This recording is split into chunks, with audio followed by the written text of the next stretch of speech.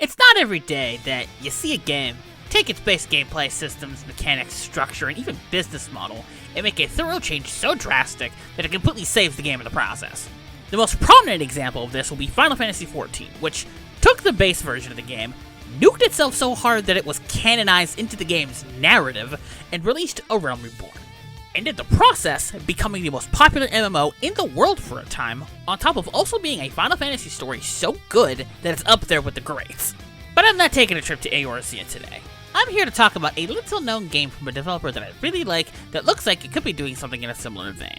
Not to the same level of mega success, and you can kinda see the game that it originally was before the changeover, but enough so that it's revitalized interest. So sit back, relax, and let's take a look at Wayfinder, the game that un-MMO'd itself. Before I get too in-depth, I should probably give you all some context as to what the heck I'm talking about. Wayfinder was originally going to be a live service hero-based action MMO developed by Airship Syndicate and formerly published by Digital Extremes. The former is a studio founded by comic artist and game developer Joe Madureira, who also founded the now-defunct Vigil Games. The latter are the developers behind Warframe, who decided to get into the publishing game, but unfortunately they had to back out of publishing ventures following layoffs late last year. This understandably left Airship Syndicate in a tough spot. The original version of Wayfinder was, from what I gathered, not doing all that well. But I'm not Matt McMuscles, and this isn't what happened, so I'll save the investigative journalism / YouTube documentaries for the investigative journalists and YouTube documentary makers. I'll just do what I do best, which is just yap about a thing I'm into. So with that out of the way, let's get this show on the road. The biggest of these additions and changes has to be the revamping of Wayfinder's structure, specifically the character progression systems. When it was first revealed to the world, Wayfinder was going to be a live service light MMO game, with a cash shop and monetized cosmetics. But it had this interesting wrinkle of action combat in there that was being held back by a lot of grinding. At least that's what I remember in the pre-early access beta tests that I played well over a year ago. When Digital Extremes pulled out of the publishing game, it left Airship Syndicate with a choice. Either they could shelve Wayfinder and have it be co-signed to the dustbin of history, or they could take a risk. And took a risk they did.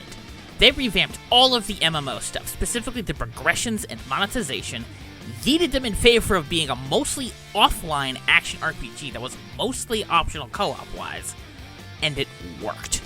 It worked really well.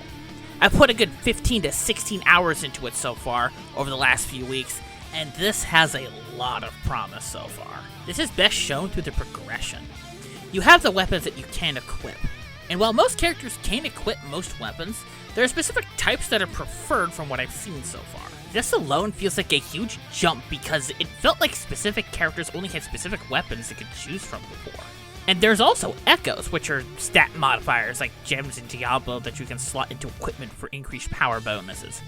It's as easy as swapping out a pair of socks, and you can do it at any given time. And it's not just with weapons.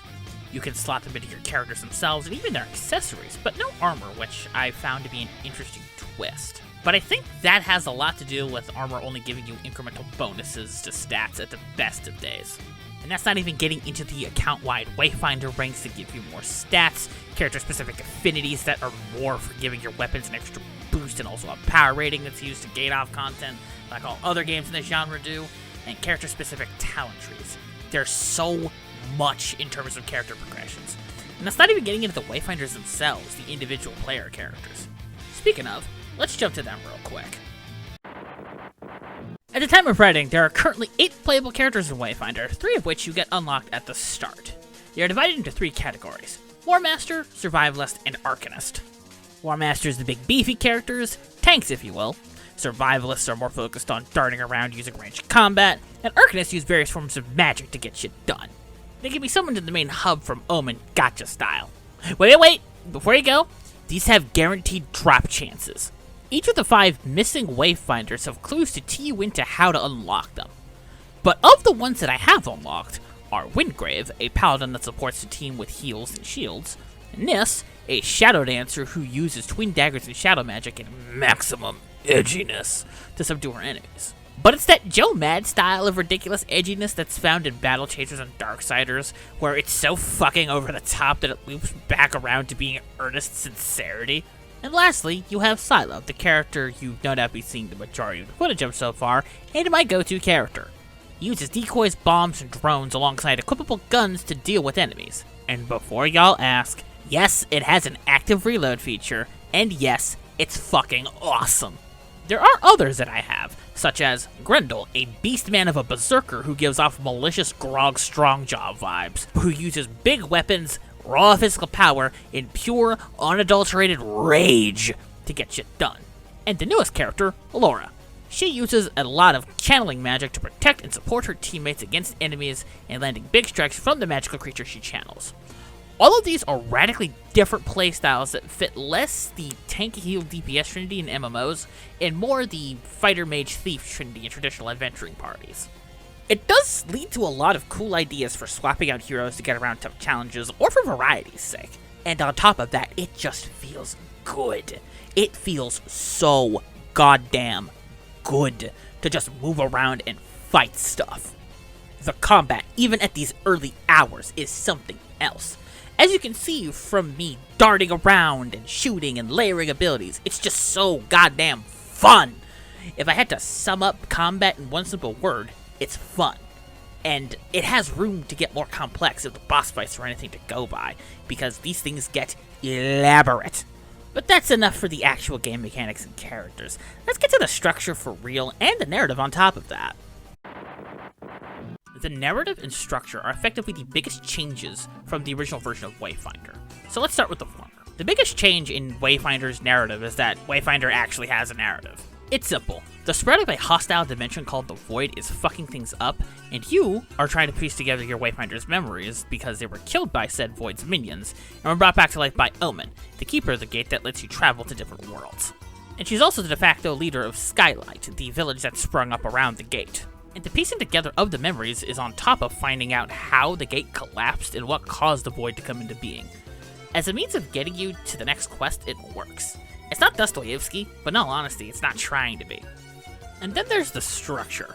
The main structure of Wayfinder can be summed up with follow the quest objectives and kill enemies for the quests. And this plays pretty well into the exploration. The maps that I've been to so far are these massive open worlds that don't feel like a chore to get through, mainly because of the abundance of fast travel. And as I found out through Googling, yes, one of the changes Airship made was fast travel beacons, because there was so much running around that it was getting on people's nerves. You have the standard main quest, which is where the story is. You have the secondary quests, which flesh things out and get you extra gear and cosmetics. And by the way, all the cash shop cosmetics are now currently earnable drops, and I love that. And lastly are the priority quests, which are labeled in pink. These exist for the sole purpose of introducing main systems and mechanics through side quests. These range from stuff like accessory crafting and weapon upgrading to more innocuous things like potion making. They're designed to teach you about the ancillary systems that the main story doesn't have time to tutorialize you on. And on that front, it works. I don't necessarily engage with those systems early on because I'm just slotting in what works so far, and the crafting and upgrading feels more like in-game systems.